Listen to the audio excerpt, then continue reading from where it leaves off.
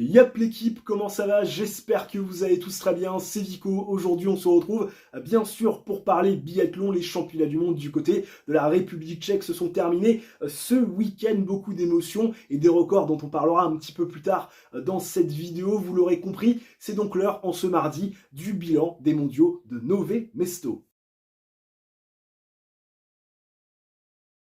Alors forcément, difficile de démarrer cette vidéo sans parler du roi et de la reine de ces championnats du monde qui ont écrasé la concurrence, à commencer par Julia Simon, numéro 4 mondial, vainqueur du classement général la saison dernière, qui a réalisé des mondiaux de toute beauté, comme diraient certains, avec pas moins de 4 médailles d'or. 2 sur les courses collectives avec le relais mixte en ouverture de championnat du monde et bien sûr sur le relais féminin, premier titre des filles dans leur histoire au championnat du monde. Ajouté à ça 2 titres sur les courses individuelles et son premier doublé sprint poursuite en carrière. Et puis bien évidemment on n'oublie pas cette médaille de bronze sur l'individuel, cette fameuse course référence du biathlon, course historique où elle va chercher une nouvelle breloque. Et Julia Simon, elle a construit ses championnats du monde surtout sur le pas de tir, 90% de réussite face aux cibles, extrêmement efficace, extrêmement rapide finalement derrière la carabine, ce qui a compensé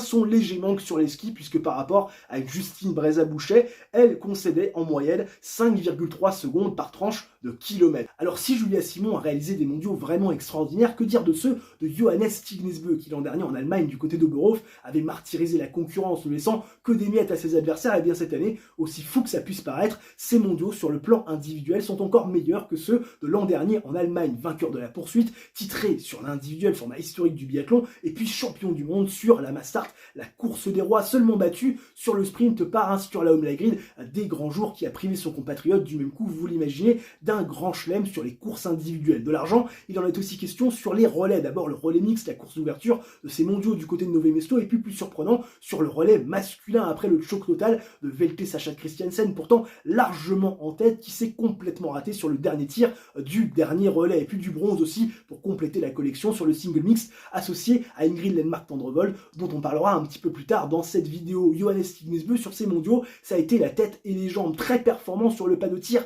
87% de réussite derrière la carabine, de la mêlée, efficacité à rapidité. On le sait, Johannes Bø sur les tirs qui comptent vraiment, c'est-à-dire le debout, il est capable d'accélérer la cadence, mettre la pression et surtout faire craquer ses adversaires. Mais aussi, il a été capable sur la piste de faire des différences, ce qui n'avait pas été le cas sur la première partie de saison. On le voyait souvent contesté par son frère, par Christiansen, parfois même battu par Johannes Daly, le bien nommé. Et bien sûr, ces championnats du monde du côté de Nové Mesto, Johannes Stignesbø n'a laissé personne le malmener sur la piste. En témoigne l'écart stratosphérique qu'il met au deuxième sur le 20 km individuel, 50 secondes dans les dents de son frère Tarier, qui pourtant n'amuse pas la galerie. Johannes Stignesbø, meilleur temps de ski sur toutes les courses individuelles et collectives de ces championnats du monde du côté de Nové Mesto, associé à un tir à 87% de réussite. Forcément, ça fait mal et ça fait des mondiaux, encore une fois, extraordinaires.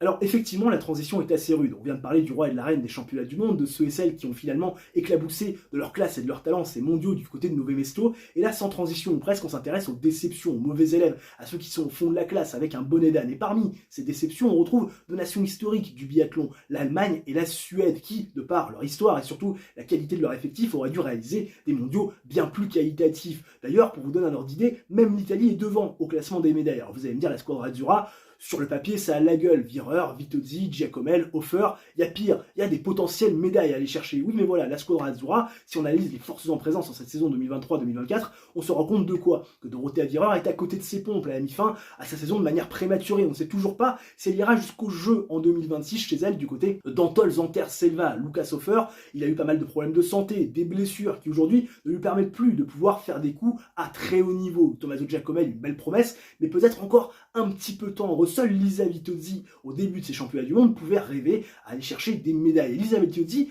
de par ses courses individuelles et ses participations aux épreuves collectives, a amassé plus de médailles que l'Allemagne ou que la Suède à elle toute seule. Alors l'Allemagne, attention, n'a pas fini Fanny de ces mondiaux du côté de Nové Mesto, ça n'a pas fait chou blanc, avec quand même 3 breloques. Mais ce qui est quand même intéressant de noter, c'est qu'il n'y a eu qu'une seule médaille rapportée sur des relais. On connaît la force collective normalement de cette équipe allemande. Et puis, au-delà d'avoir une seule médaille sur les épreuves collectives, pas de médaille d'or, alors qu'on avait quand même Francesca Preuss en début de saison, qui est allée chercher, on le rappelle, le maillot jaune de leader. On se souvient aussi de Philippe Navrat, qui est allé chercher une victoire en Coupe du Monde, Benedikt Doll, qui a remporté 2 sprints d'affilée à Lenzora, et depuis derrière à Oberhof chez lui en Allemagne, et ces Allemands n'ont pas réussi à capitaliser sur leur bon début de saison. Alors encore une fois, du côté de l'Allemagne, on avait fustigé la glisse, le fart, ces skis qui n'étaient pas bons. Est-ce qu'effectivement, ce qu'il y avait sous les planches a justifié de manière très claire et très précise leur contre-performance et leurs mondiaux en demi-teinte? Je ne sais pas, mais ce qui est sûr, c'est que l'Allemagne,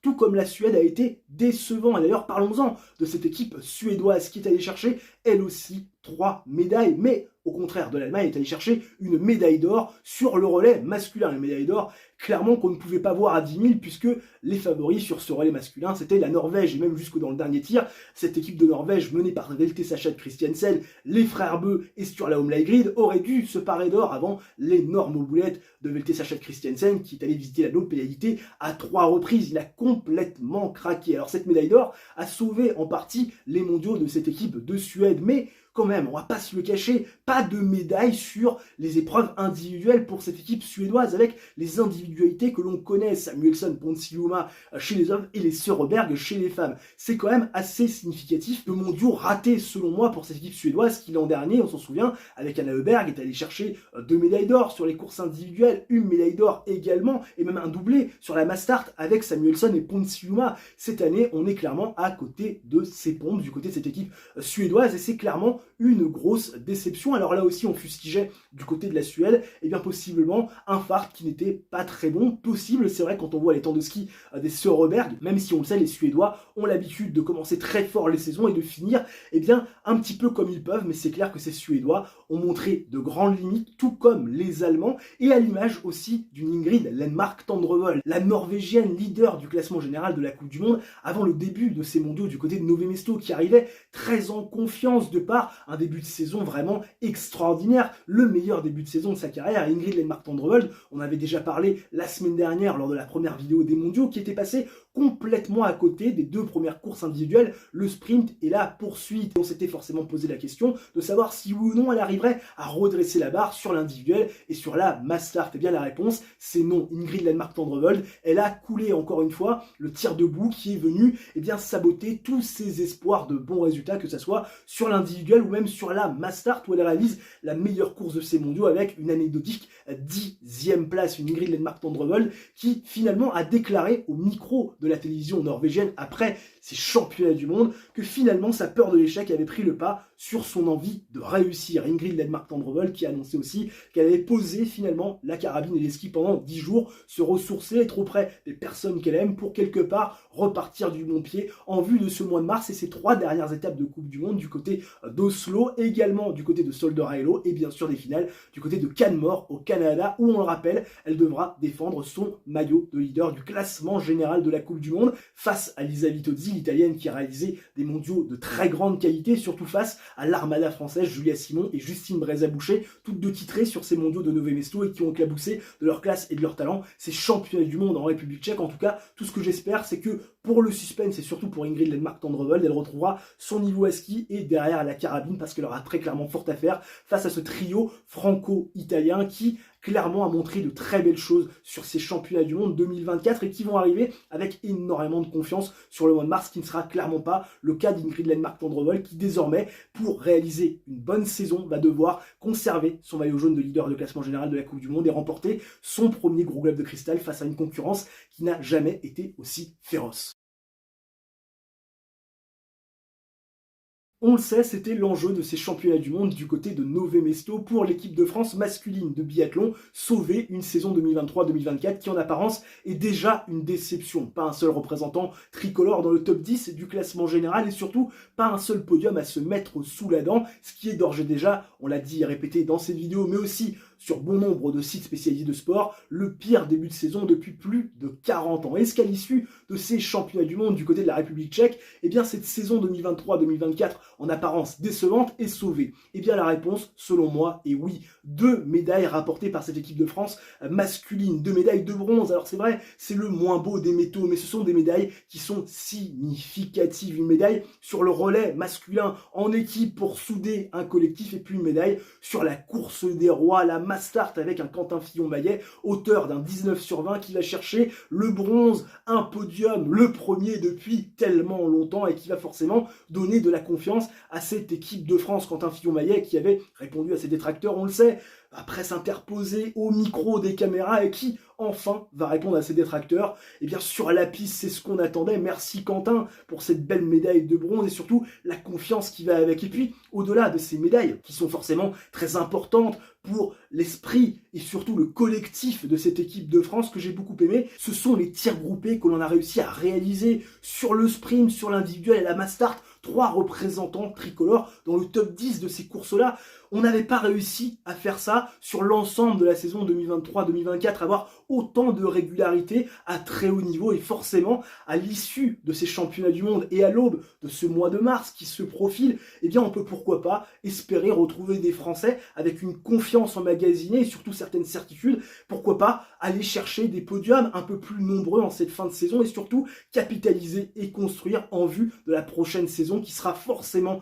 importante, où on imagine et surtout on espère retrouver des cadres comme Emilien Jacquelin et Quentin Fillon-Maillet à un très haut niveau, et puis surtout où on espère avoir Éric Perrault qui est en train de se construire et bien prendre sa place petit à petit de leader de cette équipe de France, lui qui est en train petit à petit de progresser et de s'installer parmi les meilleurs biathlètes du monde, une équipe de France qui sauve sa saison et qui surtout réussit ses mondiaux, c'est important de le préciser.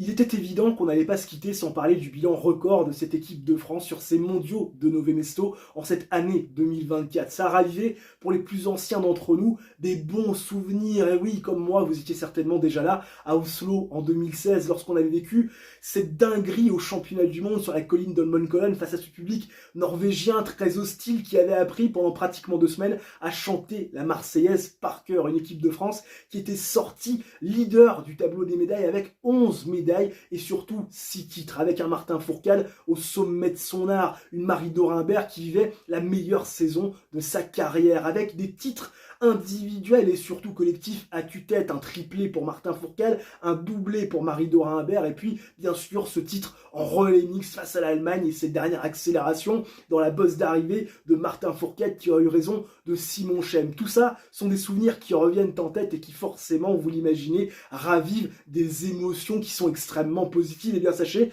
qu'à Nové Mesto en 2024, on a encore fait mieux qu'à Oslo en 2016 et ces fameuses 11 médailles dont 6 titres, puisque oui, ce cru 2024 nous a proposé pas moins de 13 médailles, dont 6 titres mondiaux, des titres mondiaux individuels, mais aussi collectifs. Il y en a eu 2 pour Julia Simon, il y en a eu 1 pour Justine Barreza-Boucher, et puis surtout, il y a eu des titres en single mixte, en relais mixte et en relais féminin, une équipe de France qui réalise les meilleurs mondiaux de son histoire, portée par une équipe de France féminine qui n'a jamais été aussi forte. Nos filles qui pourtant, dans l'histoire du biathlon français, ont toujours été dans l'ombre de nos garçons, Martin Fourcade, puis Quentin Fillon-Maillet en 2022, avant ça, Raphaël Poiré, et là, depuis 2 saisons, cette équipe de France féminine qui se fait une place au soleil avec Justine Barreza-Boucher, Julia Simon, vainqueur du Gros Globe l'an dernier, Lou Jean Monod, Sophie Chauveau, la petite Jeanne Richard, qui ne demande qu'à progresser, à s'établir dans cette équipe de France, et cette équipe de France féminine